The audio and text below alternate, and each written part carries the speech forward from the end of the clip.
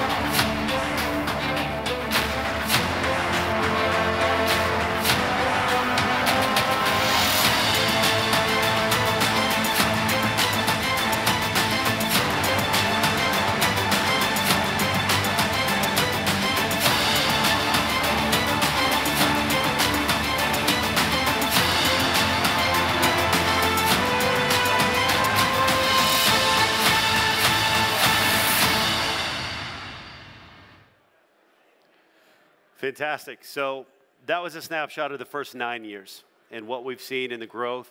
And I think it's fantastic as we come to a convention like Soccerex, be able to see so many familiar faces.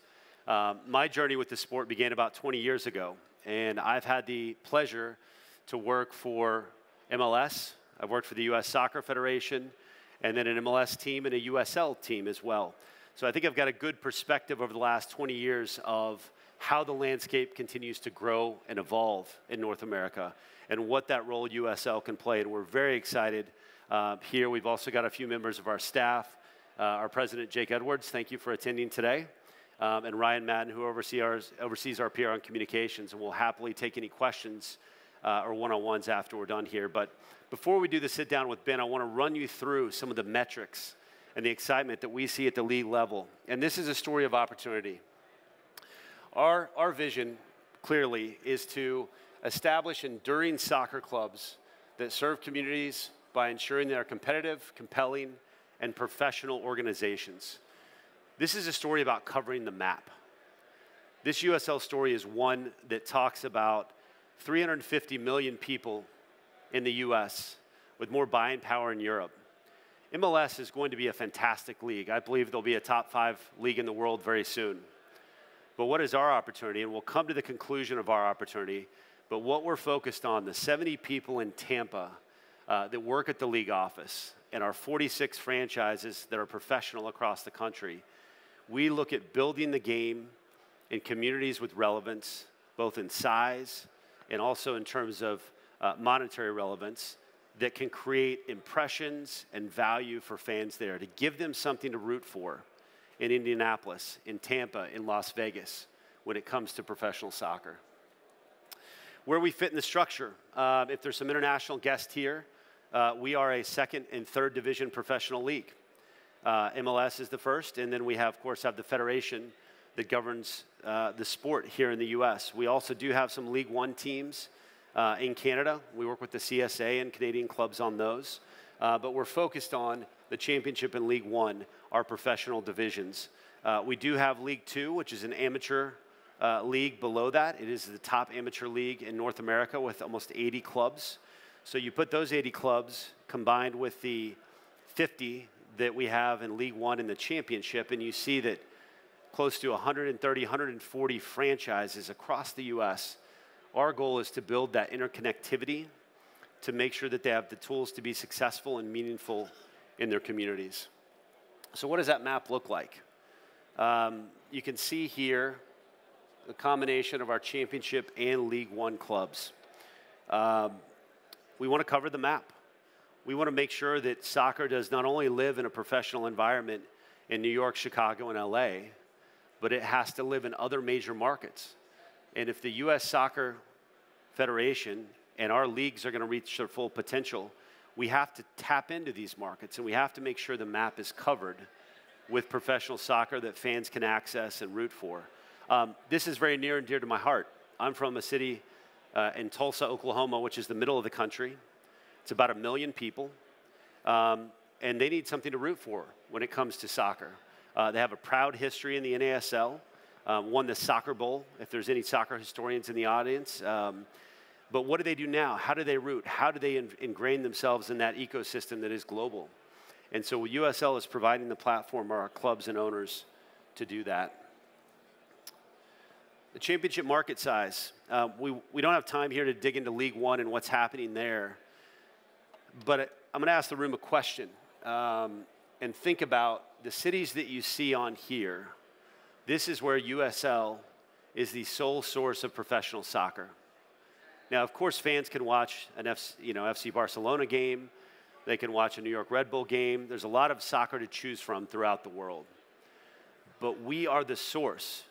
Our club is the source of what is truly hyper-local and what it means to be a fan in Louisville, where last weekend we saw them raise the championship for a 3rd time. Louisville is a market of 1.3 million people. That's a lot of people. That's a lot of disposable income. If you overlay this map with cities in Europe, you would have some very, very interesting cities where we have an opportunity to grow the game and to augment and complement what our friends at MLS are doing. How are we making that investment? There's really one key way that our ownership groups are making the investment. That is with brick and mortar stadiums.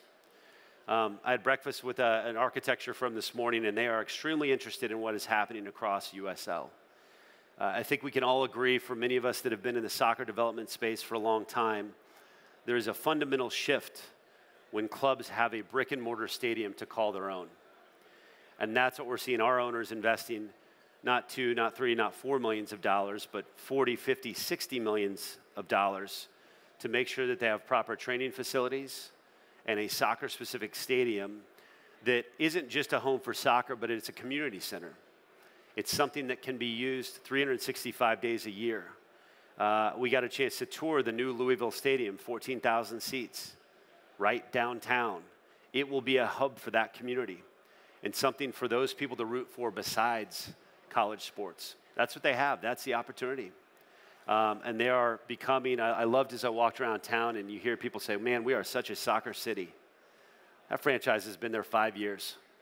I don't know what they were in maybe youth soccer before that, but to be able to bring the game and bring the sport that we love to these kind of communities and give them something to root for on a global scale is really a passion of ours. And we're seeing success, right? This slide here shows the first 9 years, and it encapsulates growth in a lot of ways. 1, growth in franchises. 2, growth in aggregate attendance, but in a lot of ways is a function of franchise growth. But the most important one on here that I see is the average attendance, and we talked about it a bit in the video. Depending on where you are in the world, 6,000 may sound like a lot or a little in terms of attendance. But what you have to understand is where we came from. With 10 teams in 2010, and a lot of these people in this room have worked on USL and have contributed. I see Charleston, I see Austin. We know what the history was. Fast forward to a place that is really unrecognizable to where we were 9 years ago. And that's where USL sits today. And we talk a lot about what does the next decade look like? How can we make the league that we have, the championship, and even League One, make that unrecognizable to where we are today? And while the 6,000 number is growth, I think you have to also put it in the lens that sports attendance is declining across football, basketball, baseball, hockey. Live attendance is declining, and we're bucking that trend and going the other direction at USL. MLS is doing the same. The Federation is doing the same. How do we continue to make sure that the 3 most important men's soccer properties in North America, USL, US Soccer, and MLS, continue to serve the fans and make sure that they can go see a game in whatever way, shape, or form that they want? So this next decade will be very exciting. and we've challenged ourselves. We used to, and I'll say we, as I spent almost 2.5 years in Nashville, sitting around the USL Board of Governors at the team seat, which is a fun seat to have sat in. But we saw that group evolving, and the ownership groups that we have are evolving, and it leads to bigger opportunity. And so instead of comparing ourselves to other second divisions around the world, we're asking a very bold question. And the question is, if you think about those markets and the size of the markets that we have, where we are the sole source of professional soccer, you think about a World Cup coming to our shores in 6-7 years. You think about the additional ownership investment we're making in stadiums, our ESPN partnership, a new commercial platform that we have with Premier Partnerships. There's no reason we can't ask the question that's behind us and say, how high is high? Because we all know the 3-4 leagues that are top in the world, but after that, we feel there's a pool that the USL can live and operate in and be very successful. And with the right ownership group and vision, what we will have is a relevant product when it comes to player transfers, when it comes to global media rights, and commercial value.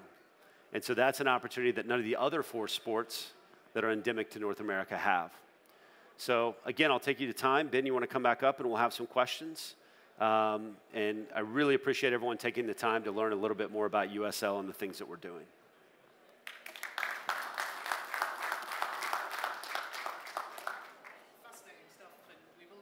Minute Q&A, but I would encourage you as well to get involved. So if we make a point, feel free to interrupt, put your hand up. I will come to the audience at the end as well. It was fascinating, though, Court, to hear you talk about the mission and the vision. And then, of course, we look at the infrastructure and we see your leagues and above them MLS.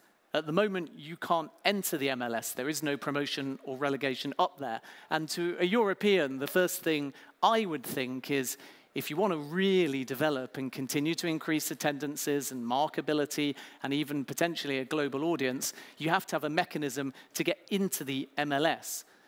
Where do you stand on that particular barrier, and what, more broadly, is your relationship with the MLS?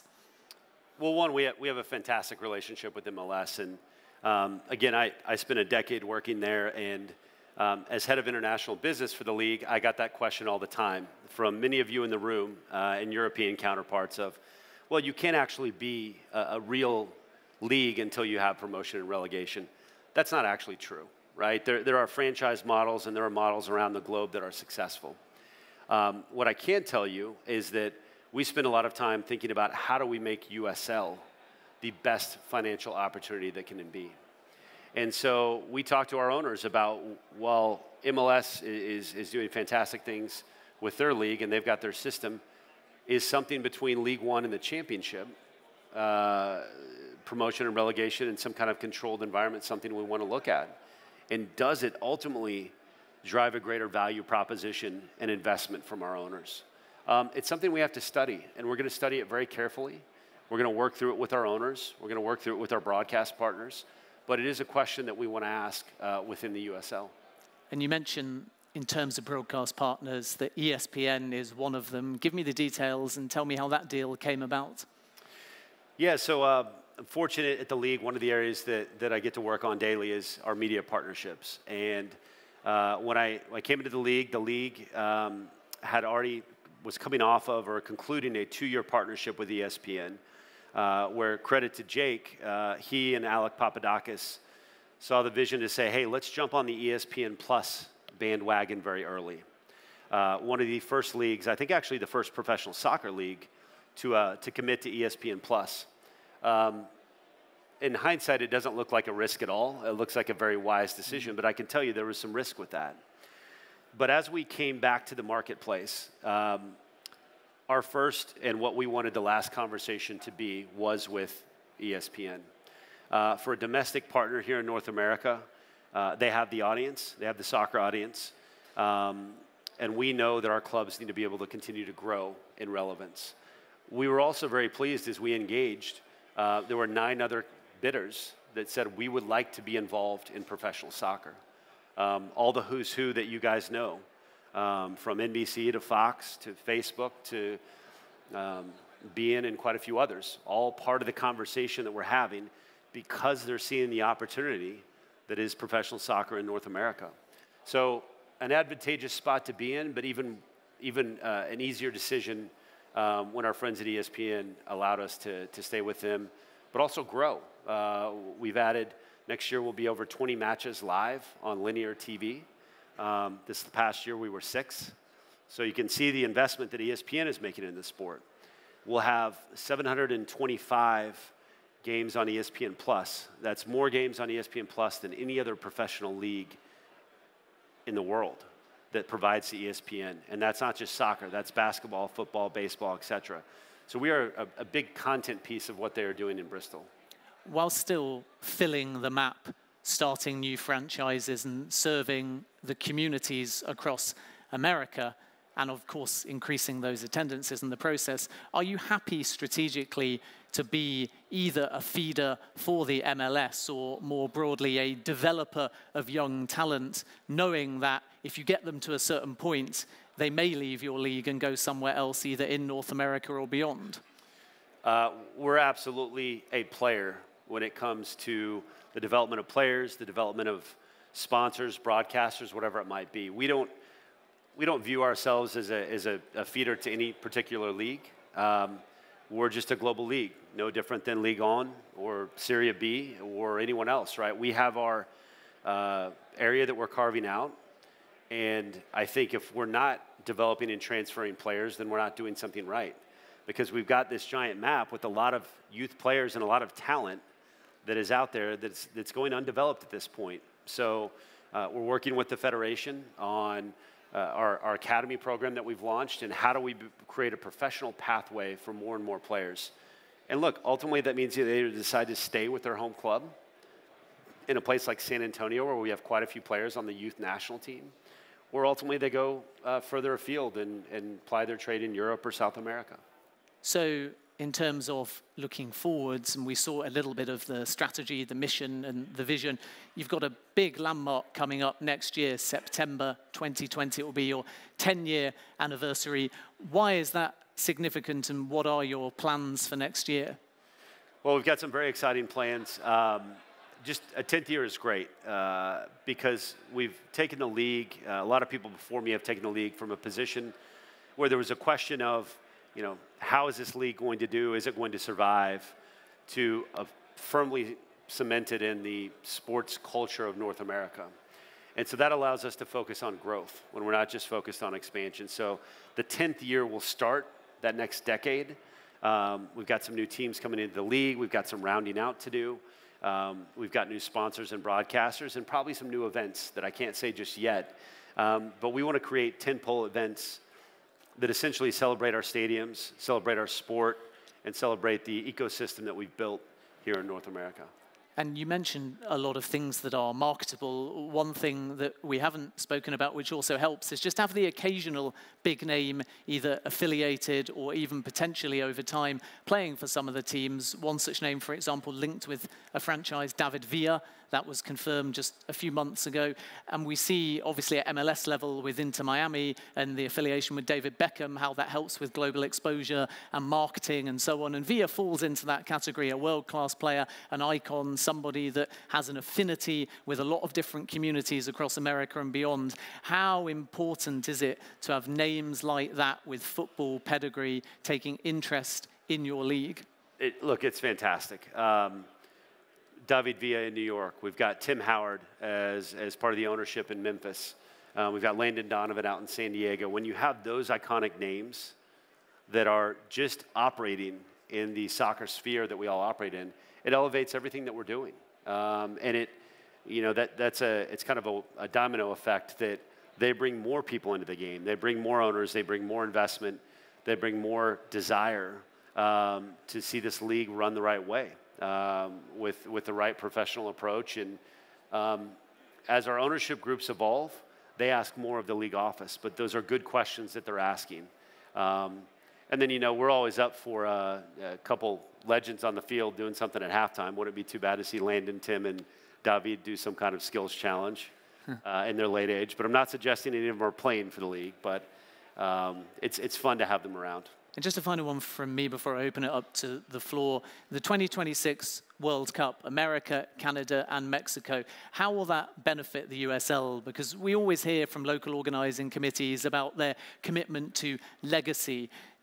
Do you think that translates to your league in terms of they market football to a global audience, your attendances continue to increase? Is it a case of they may build things that enable clubs within the USL to use those facilities, whether they are stadia, training facilities, and so on? What kind of benefit do you think you will gain from the World Cup in 2026? I don't think we'd be lying if we said we knew the full benefit that the World Cup will provide. What we know for sure, Ben, is that it will be sizable. It will be sizable in terms of the investment that owners want to make in training facilities or stadiums. It will be sizable in terms of this is another water cooler moment for the sport, the same way many of us can remember '94. And I was in 8th grade in Tulsa, Oklahoma, watching those games saying, we've got a great opportunity. We need to root for the U.S. team.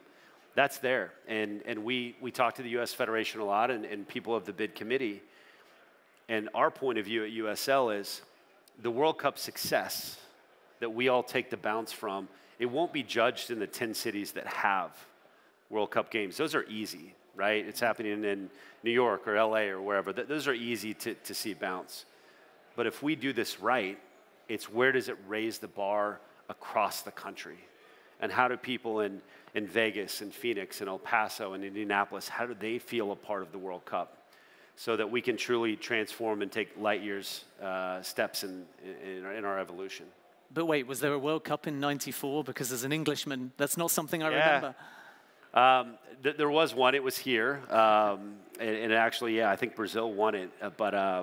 Yes, we did quite well, and I expect we'll do quite well in 2022 and 2026. Not like the draw that we had in 2010, was it? I think I can say that England and the U.S. are equal. The last time we played, it was a draw. Is that right, in the World Cup? I mean, it's obvious what side is better, but we can debate this off stage.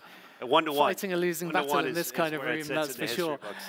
Let's open it up. I gotta be careful. My boss is English. So I don't want to say too much, but there you go. You want to succeed in football in a league like the USL, you employ Englishmen. If you take one conclusion from this panel, let's open it up to the floor. We've got about 5 minutes before lunch. Just stick up your hand if you have a question. Do say where you're from as well. I'll come to the front in a moment, but first hand up, gentleman there on the right-hand side. A microphone will come to you. Brent Boone, Annapolis, Maryland. Quick question. You guys just recently announced plans for your USL Academy. Is it going to be mandated or a requirement that all your championship teams have programs? And then what's your relationship with the DA going to be moving forward with the Academy? Yeah, I'm happy to, thank you for the question. I'm happy to answer the first one. And that, no, it is not something out of the gate that we're going to mandate with our clubs, right? It's something, we have a unique model that is going to work for our clubs, work for them financially, and work for them from a development standpoint. But we want them to onboard this when they're ready to onboard it. Sometimes if you legislate something across 46 teams, it doesn't quite come off the way you would envision with everyone, right? So we feel it's better when a club is ready to join that academy program, they're ready. Now, the early returns are we had over 40 teams participate in our first Academy Cup, so I think the appetite is there. As it relates to the longer-term discussion with U.S. Soccer and the DA and MLS and the program as a whole, that's something that we're actively discussing with all those parties. And we just need to figure out a better mousetrap to make sure that we've got player pathways that not only exist in big cities, but exist throughout the U.S. Thank you for your question. Let's come down here to the front. Hi, my name is Nicholas. I'm from Panama. I wanted to ask you, is it fair to say that a strong strategy is to be in cities where there are no MLS teams? And if not, how do you compete for attendance against these MLS teams? Again, I don't know if I'd use the term compete, but of course we look to cover the map where there is a need for professional soccer, right? In some cases that might be a situation like New York where if you live in Queens with the new Queensboro franchise we've announced, it might take you 3-4 hours to get to a game at Red Bull Arena. And I know because I've lived there, right? Or to NYCFC. So how can we make sure to round out the map with professional soccer? And look, the map is getting full. There's not too many expansion markets left that are over that 600,000 person threshold that we feel is important for a championship market. So look, there'll be continued growth and evolution and some settling. But yeah, at the end of the day, we work collaboratively to make sure that we're growing the game and that people have access to it wherever they live. Great question. Thank you very much. Anyone else have a question? Please raise your hand. Don't be shy. Someone maybe at the back. If you would like to stick up your hand. Going once. Going twice. Lunch is right there, guys. No questions. Hands up if you are hungry and would like lunch. There we go. Question 1, question 2, question 3. It was a trap. Well, I'll just ask a couple more questions just so we can wrap up then, and then we will let you go to lunch in just a couple of minutes' time. I noticed we have one Canadian franchise. There's also a Canadian Premier League. Do you see the USL being reflective of all of North America, and that would include further expansion into Canada, or knowing that there are other leagues in other pockets of North America, are you happy to, even if there is some Canadian interest, rein it in predominantly to America, at least for now? Yeah, listen, for the championship level, you know, we've had a phenomenal year, and we're going to have some changes going forward, but the Canadian Premier League has done a great job with their start, right? And they need to go live and thrive in Canada, and a lot of people up there have worked very hard for that league. We're focused on the U.S. right now, right? We're focused on the U.S. We also have some League One teams that are affiliated with MLS clubs in Canada that are a part of our ecosystem. So we don't shy away from that market. But as we sit today, we've got enough work to do within the U.S. boundary of developing soccer that we're going to wish the CPL well, and who knows, there might be initiatives down the road that we can work on. But for now, U.S. is where it needs to be. And coming back to that average attendance around 6,000, it's an astonishing number because I did a little bit of maths before we came up on stage, and it puts you within the top 40 leagues in the world in terms of average attendance. You're up there with League One, for example, in England. So people can sometimes look at these things and say, what's the top league in any given country? It's MLS. Are we interested in anything else? But the attendances show the appeal. And because of the pure geography of America, a lot of people would obviously rather go to somewhere on their doorstep than having to travel longer journeys to an MLS club that might be hours and hours away. Do you think, though, that average attendance can surpass, say, 10,000, which would be the natural initial aim over the coming years, but even maybe get somewhere similar to MLS, which might be closer to 20,000? So you would actually then be competing in some respects with MLS in terms of your numbers within individual stadiums. Well, listen, we've got a lot of work to do. We have some great stadium situations and great fan bases across the country, but we are far from a finished product. Having an average of 10,000 is certainly something we will surpass the next decade. I have no doubt about that with the stadiums, the infrastructure, the growth of the sport. That's the easy one. How high is ultimately high for us? I don't know if I want to put a limit on that because it's all about how do we engage the fans and how do we make this relevant for them. And then ultimately they'll tell us in terms of numbers, in terms of likes, in terms of viewers, how much the sport and how much these clubs mean in their communities. And just a final question. I was looking at those attendances, and there seems to have been a noticeable peak in terms of the cumulative numbers through the doors around about 2014 or 2015. So 2014, you were roughly 600,000 cumulative, and then 2015, you surpassed the million mark. And from that point onwards, it's gone up by approximately 750,000 cumulative attendance every single season. What do you think changed in 2014 or 2015, which was 3-4 years into your inception? Was there a pivotal moment? Was it new sponsorship? Was it a TV deal? Was it the advent of digital? And what, if there was a specific thing around that time, have you benefited from? And how will that help you develop going forwards, looking 2020 and beyond? Yeah, I don't know, Ben, if there was a specific moment that USL kind of arrived on the stage, but it was more likely the culmination of a lot of work and dedication. And then again, I mentioned we're starting to see more and more sophisticated ownership groups, right? When Cincinnati and Nashville and El Paso and Albuquerque come in the league, they come and ask a lot of questions, right? San Antonio is owned by the San Antonio Spurs. Tampa Bay Club is owned by the Tampa Bay Rays. These are sophisticated groups that are going to put resources into what they're doing. And I think it was probably that aggregate kind of collective that, hey, this league has real opportunity, that started to continue to nudge the numbers upwards. Great stuff, Courts.